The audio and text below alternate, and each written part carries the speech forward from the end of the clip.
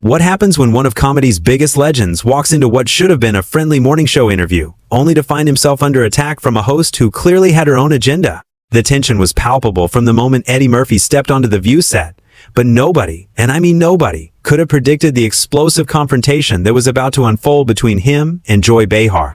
This wasn't just your typical celebrity interview gone wrong. This was a masterclass in how quickly things can spiral completely out of control when respect goes out the window. Before we dive into this incredible story, make sure you hit that subscribe button and drop a comment below, because you're going to want to discuss this one with fellow viewers. Eddie Murphy had been making the rounds promoting his latest project, and The View was supposed to be just another stop on a routine press tour. He walked onto the set with his characteristic smile, greeting the panel of hosts with the kind of warmth and professionalism you'd expect from someone who's been in the entertainment industry for over 4 decades. Whoopi Goldberg, Sarah Haynes, and the other co-hosts welcomed him with genuine enthusiasm, clearly excited to have such an iconic figure on their show. "Eddie, it's so great to have you here," Whoopi said as he settled into the guest chair. "We've been looking forward to this conversation all week." "Thanks for having me. It's always a pleasure," Eddie replied, his voice carrying that familiar, easy confidence that has made him beloved by millions of fans worldwide. The interview started off smoothly enough. Eddie talked about his new project with passion and humor, regaling the hosts and audience with behind-the-scenes stories that had everyone laughing. His natural charisma was on full display as he discussed working with the cast and crew, sharing anecdotes that showcased both his comedic timing and his genuine appreciation for the collaborative nature of filmmaking. "You know, after all these years in the business, I still get excited about new projects," Eddie said, his eyes lighting up as he spoke. "There's something magical about bringing characters to life and hopefully making people laugh or think or feel something they didn't expect." Sarah Haynes nodded enthusiastically. "That passion really comes through in your work. You've managed to stay relevant across so many different generations of fans." "I think that's because comedy, real comedy, is universal," Eddie responded. "People need to laugh, especially in times like these. If I can provide a little escape or a moment of joy, then I'm doing my job right." But then, Joy Behar, who had been unusually quiet during the opening portion of the interview, suddenly leaned forward with an expression that suggested she had been waiting for her moment to pounce. "Speaking of comedy, Eddie," Joy interrupted, her tone shifting noticeably from the warm atmosphere that had been established. "Don't you think some of your earlier material might be considered problematic by today's standards?" The change in energy was immediate and unmistakable. Eddie's smile faltered slightly as he processed the unexpected turn the conversation had taken. The other hosts exchanged glances, clearly sensing that Joy was steering the interview into potentially dangerous waters. "I'm sorry, what do you mean exactly?" Eddie asked, maintaining his composure but clearly caught off guard by the aggressive shift in tone. Joy pressed on, seeming to relish the uncomfortable moment she had created. "Well, there are jokes in your old stand-up routines that some people might find offensive. Don't you think you owe your fans an apology for that kind of content?" "Joy," Whoopi interjected gently, trying to redirect the conversation back to safer ground. "Maybe we should focus on Eddie's current work." But Joy wasn't backing down. If anything, Whoopi's attempt at intervention seemed to embolden her further. "No, I think this is important to address. In this climate of accountability, shouldn't public figures take responsibility for their past mistakes?" Eddie straightened in his chair, his expression hardening as he realized this wasn't going to be the friendly promotional interview he had signed up for. "Mistakes? Hold on a minute, Joy. Let's be very clear about something here. I've been doing comedy for over 40 years, and I've always pushed boundaries. That's what comedians do. But at whose expense?" Joy shot back, her voice rising slightly. "Some of those boundaries you pushed hurt people. Comedy has always been about examining society, including its flaws and contradictions," Eddie replied, his voice remaining steady but with an underlying edge that suggested his patience was beginning to wear thin. "If we start censoring art retroactively based on evolving social standards, where does that end?" Joy leaned back in her chair with a satisfied smirk, clearly feeling like she had Eddie on the defensive. "So you're saying you have no regrets about any of your past material?" "I'm saying that I'm proud of my body of work," Eddie responded firmly. "I've grown as a person and as a performer over the decades, just like everyone else. But I'm not going to sit here and apologize for making people laugh or for being part of comedy history." The tension in the studio was becoming palpable. Audience members were shifting uncomfortably in their seats, and the other hosts were clearly struggling with how to handle the increasingly hostile dynamic that Joy had created. "That's a very convenient way to avoid accountability," Joy said with barely concealed contempt. Eddie's jaw tightened visibly. "Convenient? You think it's convenient to have someone ambush me on what was supposed to be a friendly interview to promote my work? You think it's convenient to have my entire career reduced to whatever talking points you decided to prepare before I walked in here? I'm just asking the questions that need to be asked." Joy replied defensively, though her tone suggested she was enjoying the confrontation far more than someone genuinely interested in accountability would.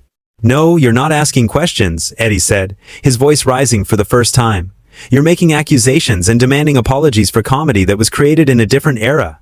Do you apply this same standard to every comedian who's ever pushed boundaries, or just the one sitting in front of you right now?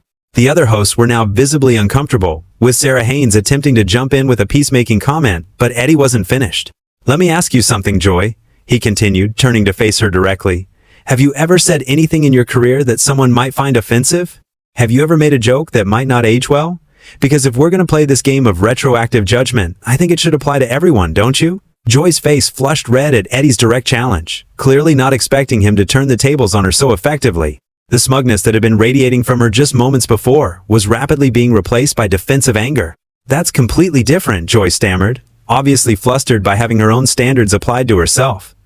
I've never made the kind of material that you have. Really? Eddie replied, raising an eyebrow with a kind of skeptical expression that made it clear he wasn't buying her deflection for a second. So you've never made a joke about anyone's appearance, their background, their beliefs? You've never said anything that might hurt someone's feelings or make them uncomfortable? Whoopi tried once again to intervene, sensing that the situation was rapidly spiraling beyond anyone's control. Maybe we should take a step back here and remember that we're all on the same team. But Eddie was just getting started, and Joy's attempt to hold him to standards she clearly didn't apply to herself had obviously struck a nerve.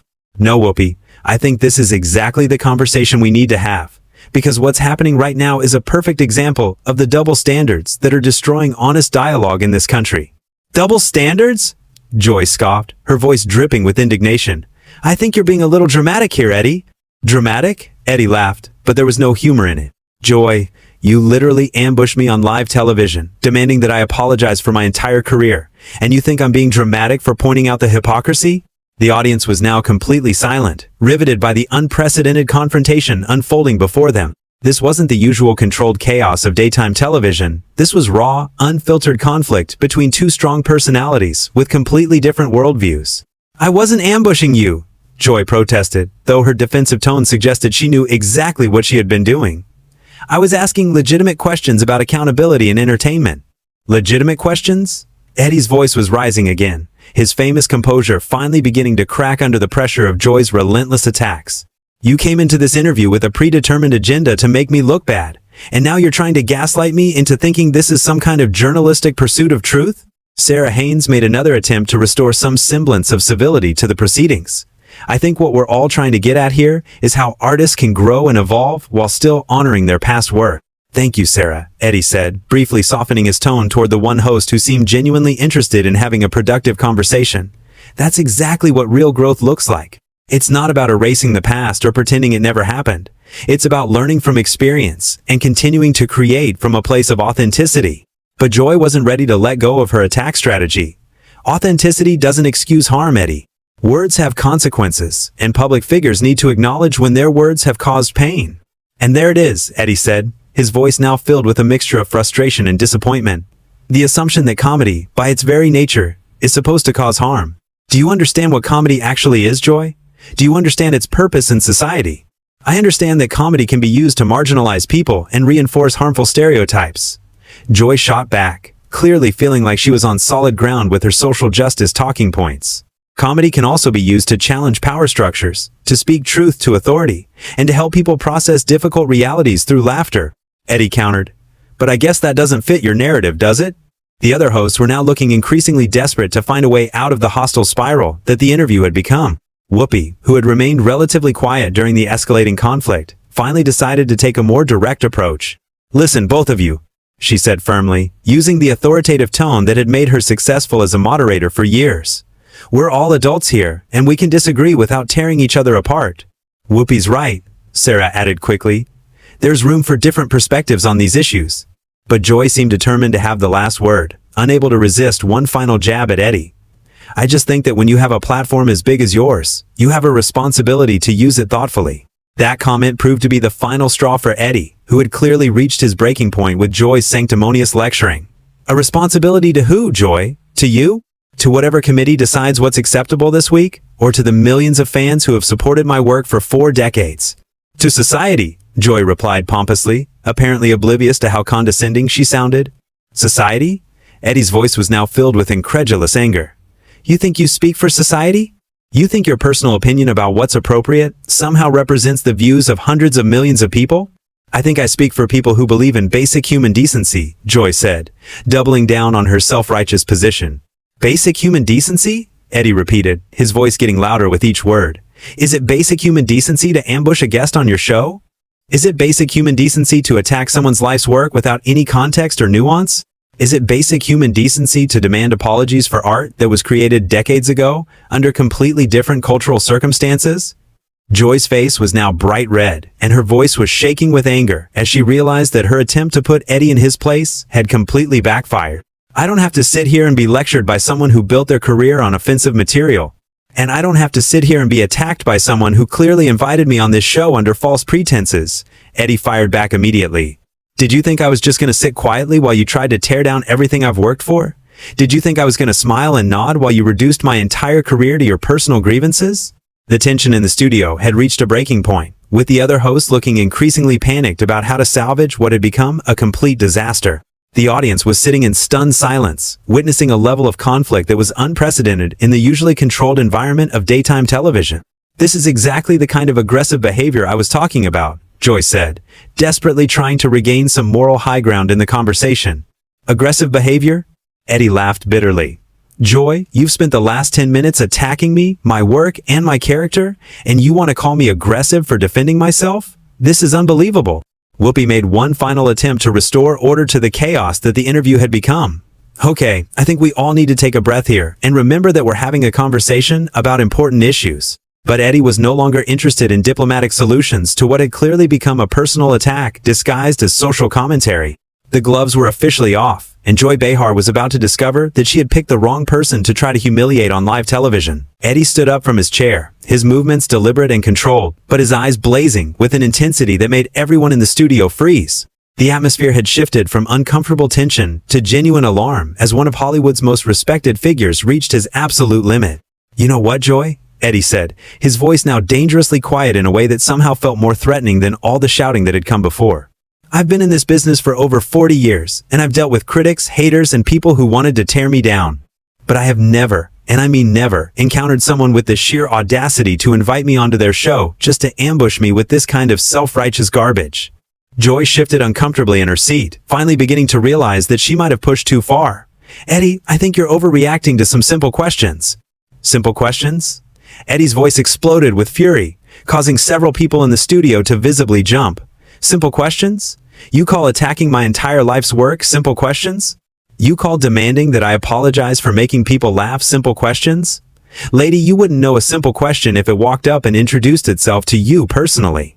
The producers were now frantically gesturing from behind the cameras, clearly desperate to find a way to cut to commercial. But the confrontation was happening too fast and too intensely for anyone to intervene effectively. I was trying to have a meaningful conversation about accountability, Joy said weakly. Her earlier bravado completely evaporated in the face of Eddie's unleashed anger. Meaningful conversation? Eddie laughed, but it was a harsh, bitter sound that contained no trace of his usual warmth. Joy, you wouldn't recognize a meaningful conversation if it came with subtitles and a user manual. What you were trying to do was score cheap political points by attacking someone you thought would just sit there and take it. Whoopi was now standing as well, clearly recognizing that the situation had moved far beyond anything that could be managed through normal hosting techniques. Eddie, maybe we should all just calm down for a minute. No, Whoopi, Eddie said, turning to address her directly while still maintaining his furious energy. I'm not calming down. I'm tired of calming down. I'm tired of pretending that this kind of behavior is acceptable.